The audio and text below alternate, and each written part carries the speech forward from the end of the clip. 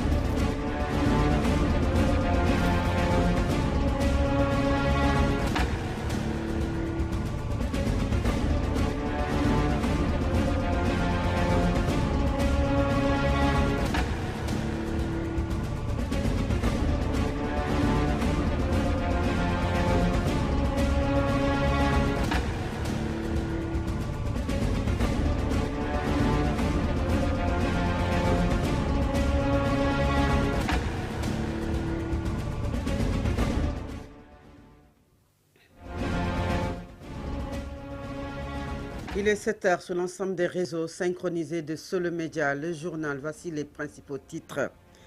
Sécurité routière, le gouvernement prend des mesures fortes. Les minicars vieillissants et surchargés feront l'objet d'un contrôle technique obligatoire. C'est pour réduire les accidents mortels. Et puis, réforme sécuritaire. Le Premier ministre Ousmane Sonko, en visite hier, annonce une revalorisation du budget et des réformes profondes axées sur la modernisation et le professionnalisme de la police nationale. Nous reparlons également dans ce journal de la décision controversée sur les bourses des étudiants. Le ministère de l'Enseignement supérieur, de la Recherche et de l'Innovation dément toute volonté de remise en cause des droits des étudiants. Il parle plutôt d'une nouvelle politique nationale des allocations d'études avec pour objectif de faire correspondre leur paiement au calendrier universitaire. Et puis, élections locales 2027, le Front pour la défense de la République, FDR, crie déjà au hold-up électoral et dénonce des retards jugés inquiétants dans le processus électoral et met en garde également contre ce qu'il considère comme une menace sur la transparence et la crédibilité du scrutin. L'Inter, le sport et la revue de la presse mettront un terme à ce journal.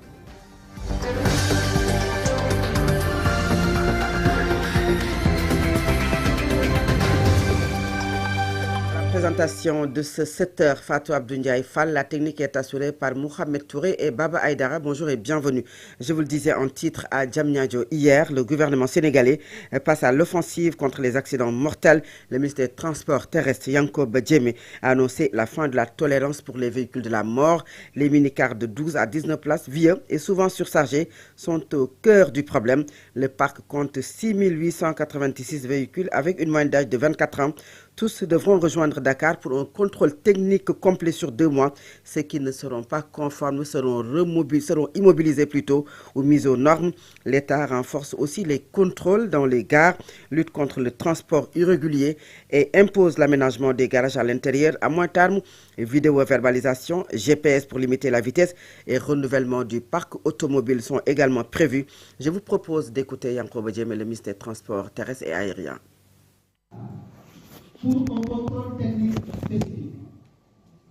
Les véhicules jugés conformes seront autorisés à poursuivre. Pour un contrôle technique spécifique. Les véhicules jugés conformes seront autorisés à poursuivre leurs activités. Certains véhicules devront effectuer des corrections sur le cadre grise afin d'assurer l'adéquation entre le véhicule et ces documents administratifs. D'autres feront l'objet d'une contre-visite à l'issue de la prise en compte des réserves mentionnées dans les procès-verbaux. Mesure numéro 2. Une fois que le contrôle spécifique effectif, l'immatriculation des véhicules de transport interurbain sera subordonnée à l'aménagement préalable d'espaces dédiés aux bagages à l'instar de ces véhicules.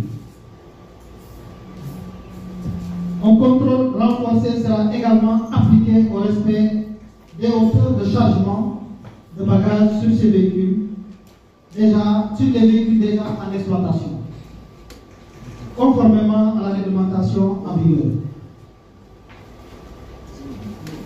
Mesure numéro 3. La centralisation des procédures de réception technique pour tout nouveau véhicule de ce type.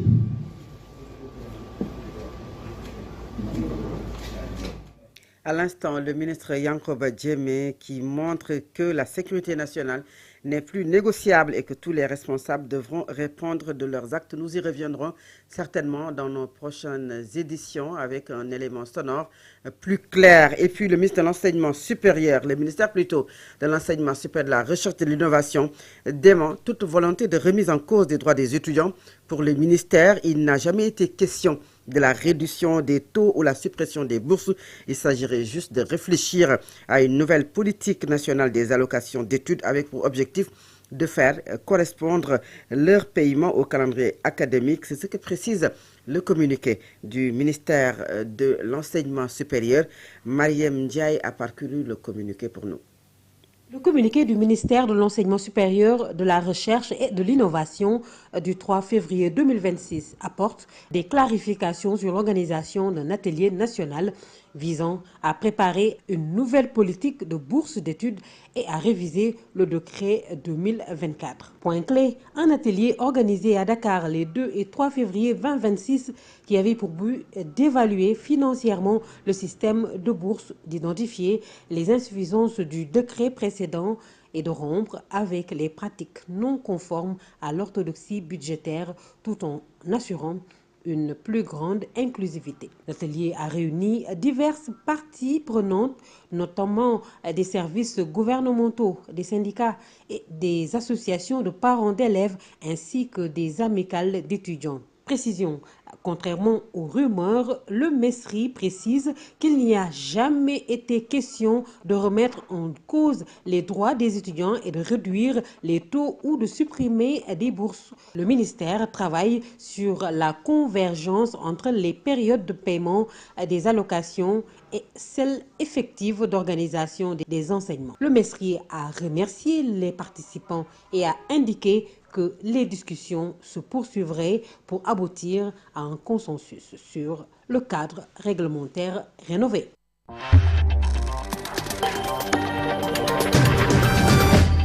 7h est passée de 8 minutes. Vous écoutez le journal sur Solo Média 90.7 Dakar, 96.1 également à Dakar. Et puis à quelques mois des élections locales, l'opposition hausse le ton. Le Front pour la défense de la République dénonce des retards jugés inquiétants dans le processus électoral et met en garde contre ce qu'il considère comme une menace sur la transparence et la crédibilité du scrutin. Un récit de Sorne Dramé. Le Front pour la défense de la République, FDR, alerte sur des dysfonctionnements dans l'organisation des prochaines élections départementales et municipales. À la date du 1er février 2026, aucun décret fixant la date du scrutin n'a été publié et les commissions administratives chargées de la révision des listes électorales ne sont toujours pas installées. Le FDR dénonce une violation du code électoral qui prévoit une révision ordinaire des listes du 1er février au 31 juillet. Il fustige également le silence de la Commission électorale nationale autonome Sénat, accusé de ne pas jouer pleinement son rôle. L'opposition redoute une révision exceptionnelle tardive, possiblement liée aux élections de 2027. Il exige l'accès immédiat des partis politiques au fichier électoral. Par ailleurs, le Front exprime de fortes inquiétudes face à un éventuel transfert de la confection des cartes d'identité et d'électeurs à la Caisse des dépôts et de consignation. Il y voit un risque de mainmise du pouvoir sur l'état civil et le fichier électoral, susceptible de compromettre la transparence du processus. Le FDR appelle ainsi à une gestion indépendante du fichier électoral, condition essentielle selon lui pour des élections libres, crédibles et démocratiques. Pour le FDR, à force de retard, de silence et de décisions jugées opaques, c'est la confiance des Sénégalais dans les urnes qui est aujourd'hui en jeu. Sorne Dramé, alors que la révision des listes électorales pour les prochaines élections locales est prévue par la loi, l'opposition et certains membres de la société civile appellent au respect strict des délais. Le gouvernement privilégie pour l'instant la révision exceptionnelle, légale et encadrée, tandis que des inquiétudes persistent sur la publication des décrets et la transparence dans la confection des cartes électorales. Je vous propose d'écouter Hassan Sam. Il est analyste politique également, directeur de publication du quotidien Solo Quotidien. Il est au micro de Sorne Dramé.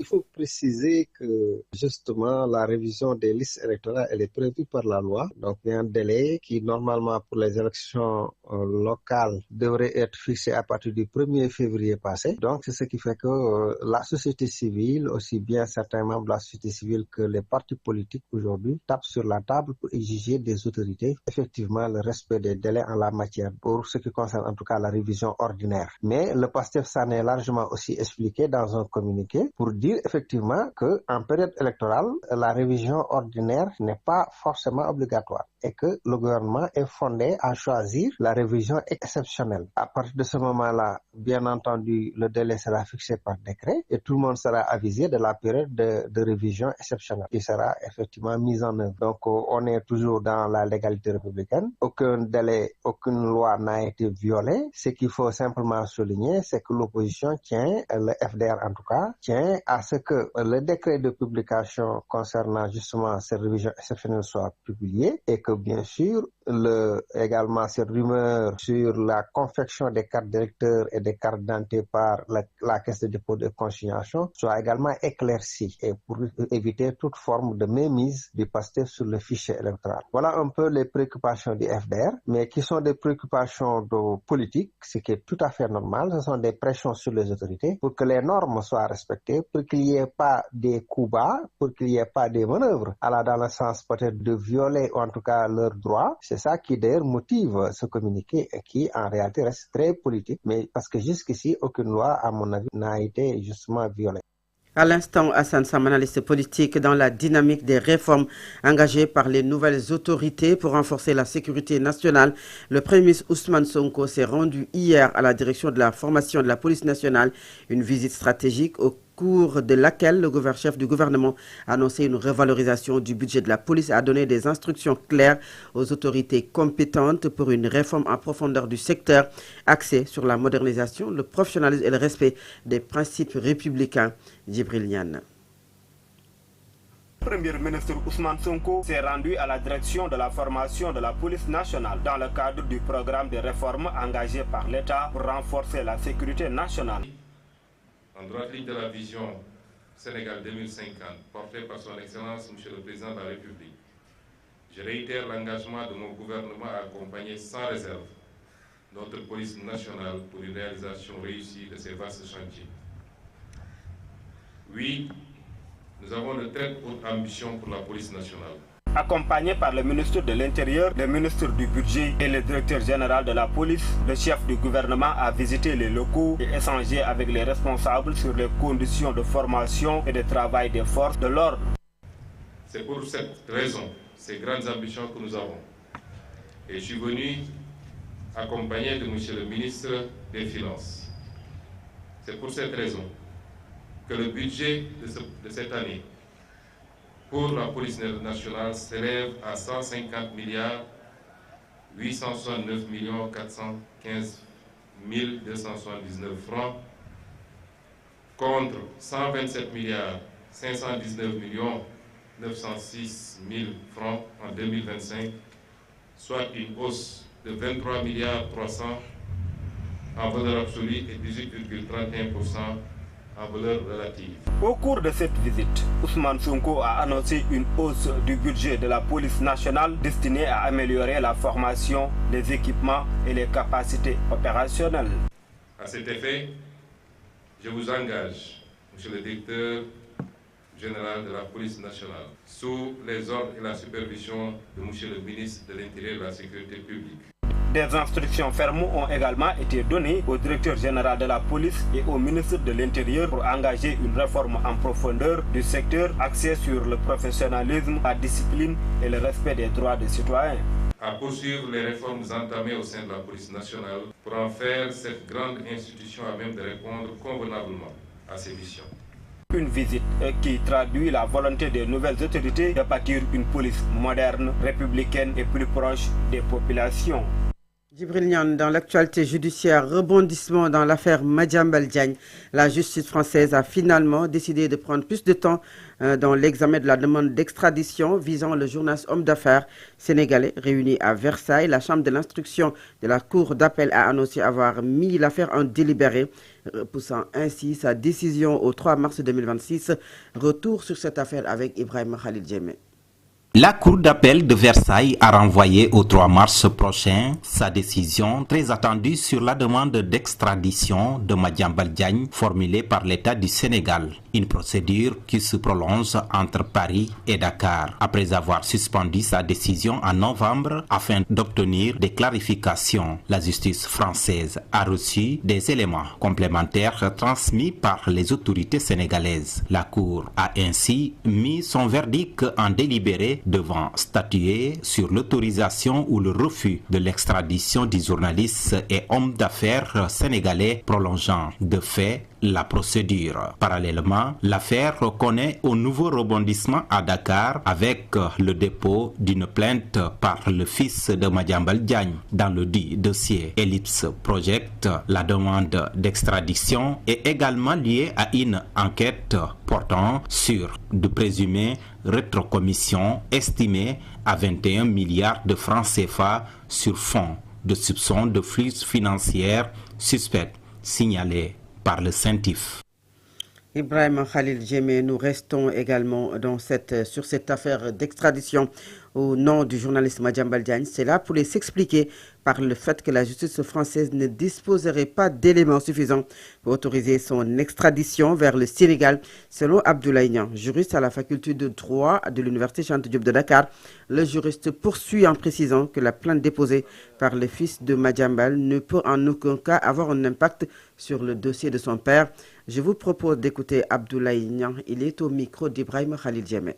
Ils veulent rendre le verdict, donc ils vont rendre le verdict, mais il faut également renvoyer l'affaire. S'ils n'ont pas assez d'éléments, donc ça leur permettra de prendre une décision. C'est pourquoi il y a des renvois. S'ils n'ont pas assez d'arguments, ils ne pourront pas rendre un verdict. Maintenant, s'ils ont assez d'arguments, là, ils peuvent délibérer. Donc, rendre le verdict, se prononcer sur l'affaire, dire que si Madiambal Diagne va être extradé ou non. S'ils n'ont pas assez d'informations dont ils ont besoin, donc ils ne pourront pas donc rendre le verdict. C'est pourquoi à chaque fois ils disent qu'on renvoie. Donc on renvoie. Mais quand ils parlent de délibérer maintenant, ça veut dire que c'est fixé. Délibérer le 3 mars, c'est fixé. Au 3 mars, ils vont rendre le verdict. Ils vont dire si Madiambal Diagne va rentrer ou non au Sénégal.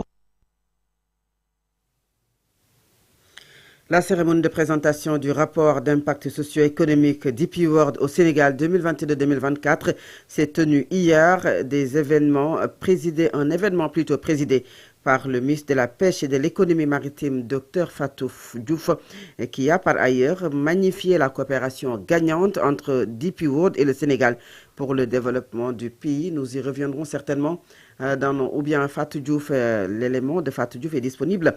Je vous propose de l'écouter. Il est au micro de Khalifa Babacar Fall.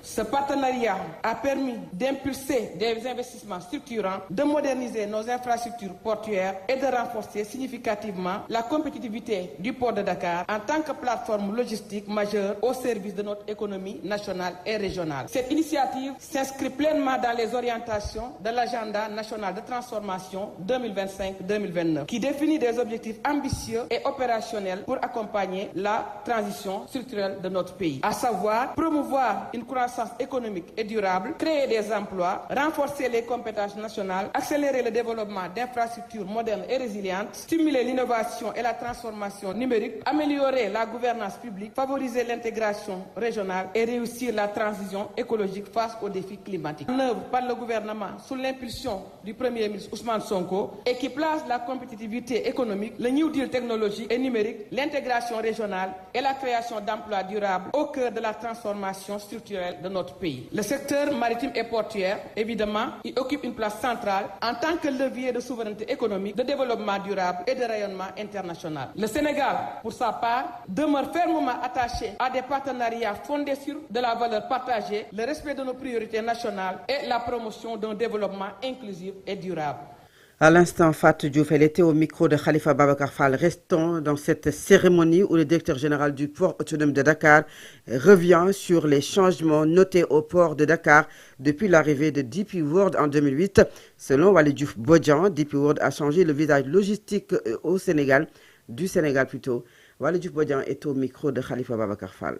Avec l'arrivée de DP World en 2008, l'environnement, la face du port a totalement changé. Je pense que le port autonome de Dakar est devenu un autre port à partir de 2008 avec l'arrivée de DP World, qui nous a fait passer à son arrivée d'à peu près 300 000 EVP. Aujourd'hui, nous sommes en train d'aller vers le million. On est à plus de 800. Donc, c'est DP World qui véritablement a changé le visage logistique du Sénégal. Cela au moins s'explique par un certain nombre de facteurs, je ne vais pas revenir sur tout. Alors, il y a d'abord une certaine excellence opérationnelle. DP World, c'est vraiment les standards internationaux en termes d'organisation. C'est très bien organisé. Lorsque nous visitons DP World au niveau du port, on sent que c'est différent d'un peu partout de tous les autres terminaux. On a des infrastructures, moi j'ai fait un certain nombre de ports, mais on a des infrastructures de référence pour la manutention au niveau du port de Dakar. DP World, c'est aussi un personnel. Je pense que je fais aussi DP World. Il nous arrive d'entrer, de les visiter, mais on sait que le personnel est très organisé et très bien formé. Il y a du personnel de qualité. Je pense que tout cela participe à nous impulser. Aujourd'hui, si on parle du port, moi je suis politicien, je suis très critiqué, mais si le port est dans une embellie, c'est justement en grande partie parce que DP World a su nous hisser dans des standards mondiaux qui font que nous sommes passés de la 371e place à la 108e. Cet élément met un terme à la première partie de cette édition. La seconde partie, c'est la page internationale, le sport et la revue de la presse. À présent, l'Inter. Actualité internationale.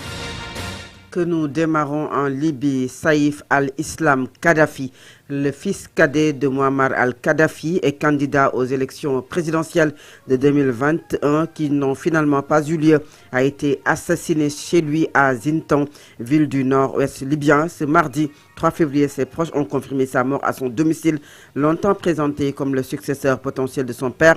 Il était âgé de 53 ans. L'administration américaine attend aujourd'hui une quarantaine de délégations à Washington pour un sommet sur les minerais critiques, une réunion organisée par le secrétaire d'État américain Marco Rubio et à laquelle doit assister une délégation congolaise venue de Kinshasa, arrivée à Washington avec le président Félix Tshisekedi. D'autres délégations venant de la Guinée et du Kenya sont également attendues pour ce sommet. Et enfin, c'est une nouvelle avancée pour les processus de paix concernant l'Est de la République démocratique du Congo. Le gouvernement congolais et le groupe armé AFC M23 ont signé lundi un nouveau document lors des discussions qui se tiennent depuis plusieurs mois à Doha sous l'égide du Qatar. Il s'agit des termes de référence concernant le mécanisme d'observation du cessez-le-feu. À présent, c'est la page sportive. Solo Média. L'actualité sportive.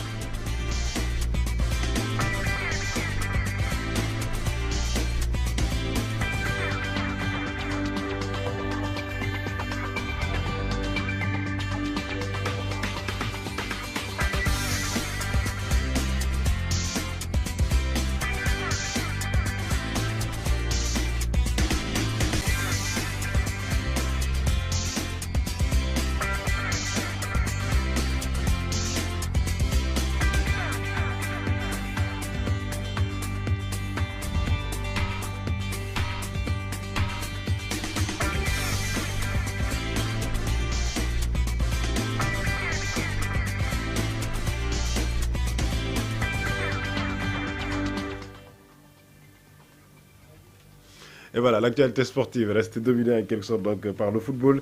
Eh bien, nous parlons d'abord, bien entendu, donc, de l'Espagne, avec surtout la Copa del Rey, en attendant donc de revenir dans le continent africain et surtout au Sénégal. La Copa del Rey, les matchs de quart de finale se sont joués hier, certains matchs dirait-on. En tout cas, en attendant donc les affiches de ce jour de mercredi, Deportivo Alavés jouera face à la Real Sociedad. Balenciaga contre Atlético Madrid, des matchs qui sont joués à 20h. Hier donc le match qui s'est joué a opposé l'équipe de Albacete face à l'équipe du FC Barcelone, 2-1.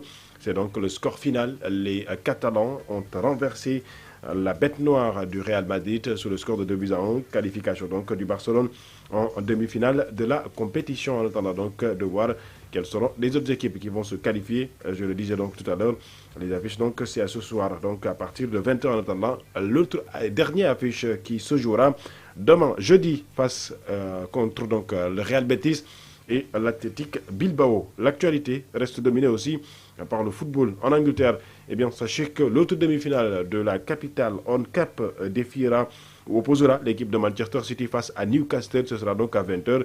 Je rappelle qu'hier, l'équipe de Arsenal a réussi donc à renverser Chelsea, les Blues. Victoire 1-0. C'est pourquoi donc Arsenal a décroché son ticket qualificatif pour la finale de cette compétition. L'actualité aussi reste dominée par le basketball. Dakar va accueillir une fenêtre des éliminatoires de la Coupe du Monde de football ou de FIBA Qatar 2027. La compétition se déroulera du 26 au 1er mars donc 2026 au Stadium Marius Ndiaye. Le Sénégal, la Côte d'Ivoire, la République démocratique du Congo, le Madagascar seront au rendez-vous. La Fédération sénégalaise de basketball appelle le public à une forte mobilisation pour soutenir les Lions du Sénégal. Je rappelle que à la date du 26 février prochain, Sénégal jouera contre la Côte d'Ivoire à partir de 21h et le samedi 28, Madagascar-Sénégal, puis le dimanche, le 1er février, Sénégal défiera l'équipe de la RDC, toujours donc pour cette deuxième fenêtre des éliminatoires de la Coupe du Monde 2027. Et cette fois-ci, nous parlons du football avec la CAN Maroc 2025. Le Maroc qui passe à l'offensive 5 jours après les sanctions infligées par la commission de la discipline de la CAF à la suite des incidents survenus lors du match Sénégal-Maroc. Le 18 janvier, la Fédération royale marocaine de football a décidé d'interjeter appel. Rabat estime que les sanctions ne sont pas à la hauteur de la gravité des faits et entend défendre ses droits auprès des instances africaines. C'est ce que nous dit Pape Maguette Ba. Bonsoir à toutes et à tous. Ouvrons la page sportive avec le tirage au sort des 16e de finale de la Coupe du Sénégal. Et voilà, nous y reviendrons certainement en version Wolof. Je rappelle que le Maroc a en quelque sorte donc interjeté appel pour dire donc en tout cas aller vers en tout cas à l'encontre bien sûr de ces événements qui se sont déroulés lors de la finale de la CAN Maroc 2025. La Fédération royale marocaine a décidé donc d'interjeter appel puisque il n'est pas donc, ou en tout cas elle n'est pas, dirait-on, la Fédération donc satisfait de cette décision de la commission de discipline de la Confédération africaine de football. Info à suivre. L'international sénégalais champion d'Afrique avec le Sénégal en 2022, Bouna Sarr relance sa carrière en club avec Metz, le club qui évolue en Ligue 1 française. Après 2 ans sans club ni compétition dû aux blessures, il vient de signer un nouveau contrat avec son club formateur, heureux de retrouver les terrains et de faire un comeback là où tout a commencé. Il s'impatiente de débuter et d'aider le club qui est en difficulté en championnat. Je le disais donc à l'entame, il évolue en championnat français, notamment en Ligue 1. Il s'exprime donc hier en conférence de presse de présentation. Il s'agit donc de Bouna Sarr qui vient en quelque sorte donc de relancer sa carrière à Guédiawaye pour en finir lanterne rouge du championnat et asphyxie par une instabilité financière chronique. Les joueurs ont cessé l'entraînement pour dénoncer des promesses non tenues, une décision radicale qui plonge le club dans le chaos total. C'est donc la crise totale au Guédiawaye FC puisque le club occupe la dernière place du championnat du Sénégal. Fatou Abdoulaye. Merci beaucoup, Lamé Senghor. Nous restons avec vous pour le dernier point de cette édition. C'est la revue de la presse. Solo Media Group. La revue de presse.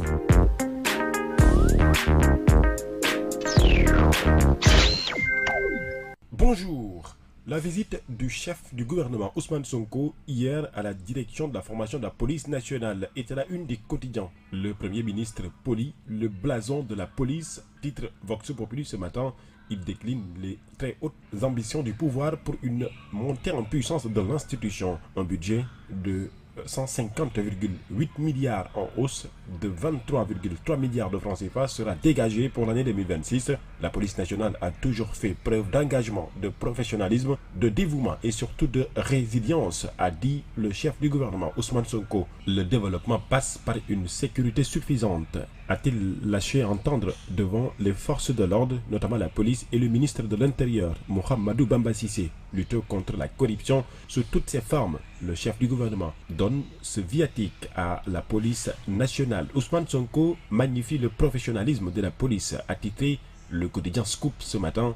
À l'école de police, sécurité, autorité de l'État et rupture assumée, Sonko met la police au cœur du redressement national. Il a à l'occasion de cette visite dévoilé l'ambition du régime envers les limiers, ce qui fait dire à mon confrère du journal Yoor l'aube d'une nouvelle doctrine.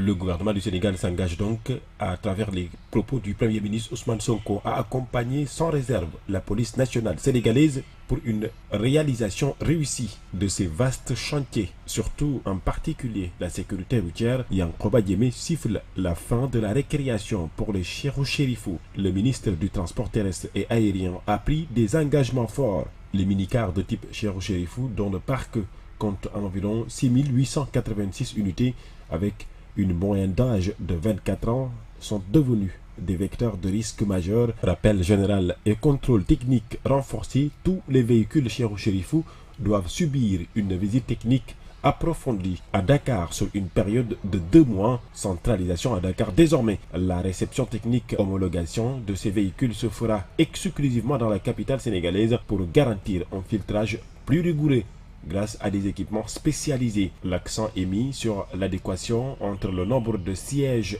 réels et celui autorisé. Lutte contre donc les aménagements sauvages de 14 à 19 places. Un combat engagé par l'État du Sénégal. Selon Yankoba Diémé, le gouvernement ne ménagera aucun effort à travers services pour faire face aux accidents de la circulation.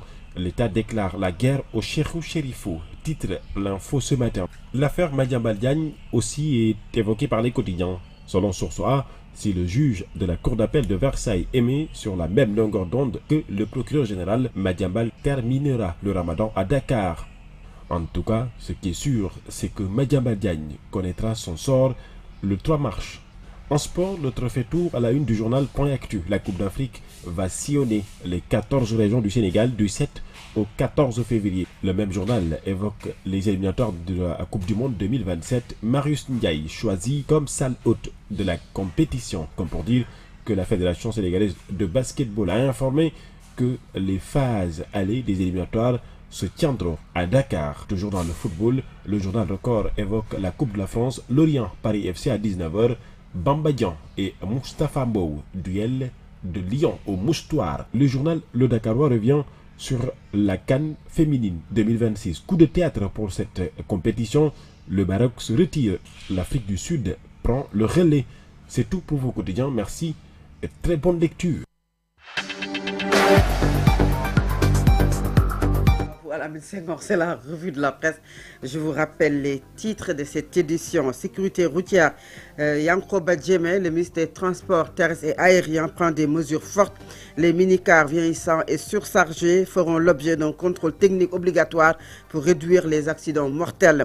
Réforme sécuritaire, le Premier ministre Ousmane Sonko annonce une revalorisation du budget et des réformes profondes axées sur la modernisation et le professionnalisme de la police nationale. Nous avons également parlé dans ce journal de la décision controversée sur les bourses des étudiants. Le ministère de l'Enseignement supérieur, de la Recherche et de l'Innovation dément et précise.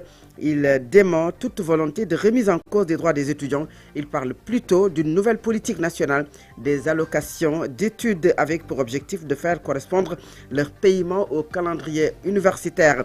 Et puis, élection locale de 2027, le Front pour la défense de la République, FDR, crie déjà au scandale et au hold-up électoral. Il dénonce des retards jugés inquiétants dans le processus électoral et met en garde contre ce qu'il considère comme une menace sur la transparence et la crédibilité du scrutin l'Inter, le sport et la revue de la presse ont mis un terme à ce journal. Merci à tous d'avoir suivi. Merci également à Mohamed Touré, Baba Aïdara qui ont assuré la mise en onde. Restez scotchés sur le média. Tout de suite, c'est le commentaire des unes des quotidiens. Je serai en compagnie de El Hadji Mansour Diop et El Hadji Ahmed Aïdara. À tout à l'heure.